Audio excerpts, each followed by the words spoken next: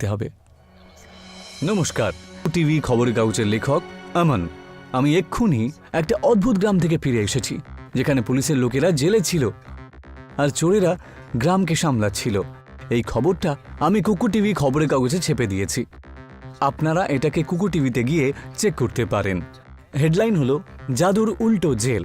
এখন আমি নতুন গল্পের খোঁজে রয়েছি, সেই জন্য আমি এসেছি একটা নতুন গ্রামে, যার নাম তিলাস্মি। নেহা নামে একটি মেয়ের সাথে দেখা করতে, যে গ্রামের মানুষের জীবন পাল্টে দিয়েছে নিজের প্রভাবশালী বই দিয়ে। শোনা গেছে ওনার কাছে নাকি বেশ দুর্দান্ত গল্প রয়েছে, যেটা আমি আমার খবরের কাগজে ছাপতে পারি।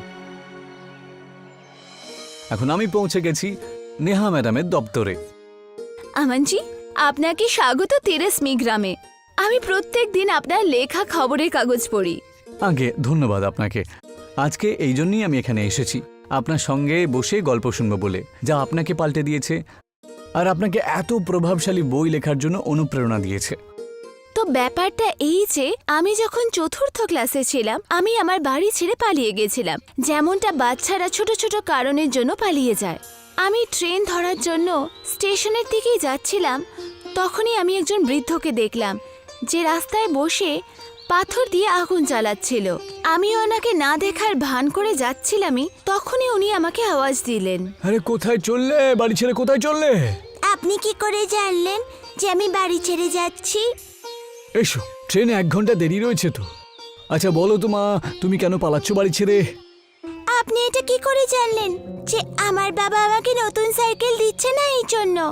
আমি কতবার বলেছি ওনাকে যে আমাকে নতুন সাইকেল দাও, কিন্তু উনি আমার কখনো শোনেন না। এসো খুকি এসো, আমি তোমাকে নিজের গল্প বলছি। ও, তাহলে এই গল্পটা ওই মানুষটার? হ্যাঁ, ওনার নাম ছিল দর্পণ, যার কাহিনী আমাকে পুরোপুরিভাবে বদলে দিয়েছিল। এরপরে উনি নিজের কাহিনী বলা শুরু করলো। সাল 1955, যখন আমি আমার বউ সুমন আর মেয়ে শুকুর সঙ্গে বাস করতাম। এটা সেই সময় যখন গ্রামের লোকজন উনুনে রান্না করত। তখন গ্রামে কেউই দেশলাইয়ের ব্যাপারে জানতো না। লোকজন পাথরে ঘষাঘষি করে আগুন জ্বালিয়ে নিজেদের রান্না করত। আমি খুব উৎসাহিত একজন মানুষ ছিলাম, যে নতুন নতুন জিনিস করতে খুব ভালোবাসত। একজন বড় ব্যবসায়ী আমি হতে চাইতাম। আমি বেশিরভাগ সময় বাড়ির বাইরেই থাকতাম, যার জন্য আমার বউ খুব রেগেও যেত মাঝে মাঝে।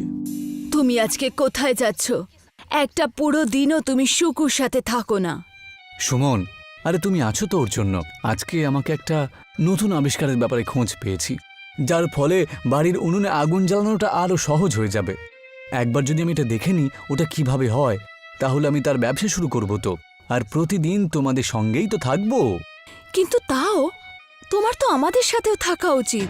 সুমন, কয়েকটা দিনেরই তো ব্যাপার, আর এই সব কিছু আমি তোমাদের জন্যই তো করছি।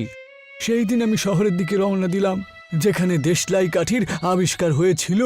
দেশলাইয়ের কাঠি যেই গাছ দিয়ে তৈরি হতো আর যে সামগ্রী ওটা তৈরি করতে লাগতো, সেই সব কিছুই আমাদের গ্রামে পাওয়া যেত। তারপর আর কি, আমি আমার গ্রামে এলাম আর ওই দেশলাই কাঠি বানাতে আমি শুরু করে দিলাম। আর প্রতিদিন অনেক দেশলাই কাঠি তৈরি করতাম আমি। একদিন আমার ব্যবসা আকাশে উঠতে শুরু করে দিল। আমি অনেক পয়সা রোজগার করলাম, বাড়িতে কম যেতাম, কিন্তু তাদের খেয়াল আমি অবশ্যই রাখতাম। আমার মনে আছে যখন আমি আমার মেয়ের জন্য একটা বড় পুতুল নিয়ে গিয়েছিলাম। আমি তোমার জন্য এই বড় পুতুলটা নিয়ে এসেছি। বাবা, এটা কি সুন্দর! এই পুতুলটা তোমার ভালো লেগেছে শুক্কু? হ্যাঁ বাবা, তোমাকে অনেক অনেক ধন্যবাদ। আমার সাথে তুমিও খেলো না। এখন না মা, বাবাকে আজকে দপ্তরে যেতেই হবে, যে আমি পরে তোমার সাথে খেলা করব। আমার দপ্তরে যেতে হবে এই কথা শুনে সুমন তো সব সময় রেগে যেত, জানোই তো তুমি। তুমি এসেছো 2 ঘন্টাও হয়নি, এখনই তুমি যাওয়ার কথা বলছো? সুমন, তুমি আমাকে ক্ষমা করে দাও, কিন্তু আমাকে যেতেই হবে। আজকে শহরে দেশলাইয়ের কাঠির নতুন ফ্যাক্টরি আমি লাগিয়েছি। এখন এই ব্যবসাটা পুরো তিলাস্মি গ্রাম অবধি সীমিত থাকবে না, সারা শহরে এটা বিলিয়ে দেব আমি। এতে আমার কিছুই যায় আসে না। তুমি কখনো বাড়ি আসো না, যদি আসো তাও কিছুক্ষণের জন্য, তারপর আবার চলে যাও। আরে এই সব কিছু তো আমি তোমাদের জন্যই করছি। ব্যাস সুমন, ব্যাস আর কয়েকটা দিনেরই তো ব্যাপার, তারপরে আমি সব সময় তোমাদের সাথেই তো থাকবো। আমি ওখান থেকে চলে গেলাম আর শহরে দেশলাইয়ের কাঠির ব্যবসা শুরু করে দিলাম, কারখানা খুললাম। আমি শুক্কুর ভালো একটা স্কুলে ভর্তিও করিয়ে দিলাম। সুমনের নামে একটা বড় বাংলোও তৈরি করে ফেললাম। প্রথমে আমি অনেক দিন পর্যন্ত বাড়ি যেতাম না, আর এখন আমার বাড়ি গেছি প্রায় কতদিন হয়ে গেছে। সুমন আমাকে একবার চিঠিও পাঠিয়েছিল বটে। কত মাস হয়ে গেল, কিন্তু তুমি ঘরে এলে না। তাড়াতাড়ি চলে আসো, সুক্কু তোমাকে খুব মনে করছে। ওর শরীরও আজকাল ভালো থাকে না। যখন আমি ওই চিঠিটা পড়ছিলাম তখন ওই ফ্যাক্টরির একজন কর্মচারী আমাকে ডাক দেয়। সাহেব, আপনার সঙ্গে দেখা করার জন্য কয়েকজন এসছে। আচ্ছা, আমি আসছি। কয়েকজন ব্যবসাদার ফ্যাক্টরিতে এলো দেখা করার জন্য আমার সাথে, যার ফলে আমি ওই চিঠিটার উত্তর দিতেও ভুলে যাই। যখন দপ্তরে আমি কাজ করতাম না, তখন আমার বউ সুমনের চিঠি কর্মচারী নিয়ে আমার কাছে আসতো, জানো তো। দর্পণ বাবু, আপনার বউ আপনার জন্য একটা চিঠি পাঠিয়েছে বটে। আর আমি সব সময় ওকে একটাই কথা বলতাম, হ্যাঁ হ্যাঁ, রেখে দাও, আমি পরে পড়ে নেব। আর ওই চিঠিগুলো পড়া ভুলে যেতাম। একবার আমার মেয়ের শরীরটা খুব খারাপ হয়ে যায় যখন ও বাড়িতেই ছিল, আর তারপরে ওকে হাসপাতালে ভর্তিও করানো হয়, জানো তো। আমার বউ আমাকে চিঠির পর চিঠি পাঠাতে থাকে, কিন্তু আমি একবারও চিঠিগুলো ভালো করে পড়ে দেখিনি। হাসপাতালে শুক্কু শুধু একটা কথাই বলতো, মা, বাবা কোথায়? বাবা তাড়াতাড়ি তোমার সাথে দেখা করার জন্য আসছেন। মা, বাবা কি আমায় ভালোবাসে না? এরকমটা নয় মা, বাবা তোমাকে খুব ভালোবাসে, কিন্তু উনি একটু কাজে ব্যস্ত। তাহলে কি বাবা আমার থেকে কাজকে বেশি ভালোবাসে মা? না মা, এরকমটা নয়। 3 মাস পরে আমি যখন বাড়ি যাই তখন ওখানে গিয়ে দেখি যে বাড়িতে কেউ নেই। আশেপাশের লোকজন আমাকে বলে যে আমার বউ শুক্কু হাসপাতালে ভর্তি রয়েছে। আমি তাড়াতাড়ি তিলেস্মি হাসপাতালে যাই, যে আমার বউ হাসপাতালের সামনেই দাঁড়িয়েছিল দেখি তখন, আর ওষুধ কিনছিল ও তখন। ও পেছন দিকে ঘুরে তাকায় আর আমার দিকে হাঁ করে দেখতে থাকে, এক মুখ অভিমান নিয়ে আমার দিকে তাকিয়েই ছিল। এখন কেন এসেছো? জানো সুকুর শরীর কত খারাপ। একটা চিঠিও লিখেছিলাম, একটার উত্তর দাওনি তুমি। সুকু এত অসুস্থ, কিন্তু একবারও বলেনি যে ওর পুতুল চাই। আমি ঠিক তো হয়ে যাব, ও শুধু তোমার অপেক্ষা করে গেছে, আর তুমি তোমার ব্যবসা বাড়িয়ে গেছো। সত্যিটা হলো এই যে তুমি আমাদেরকে ভালোই বাসো না। এরকম করে বলো না সুমন, আরে এইসব তো আমি তোমাদের।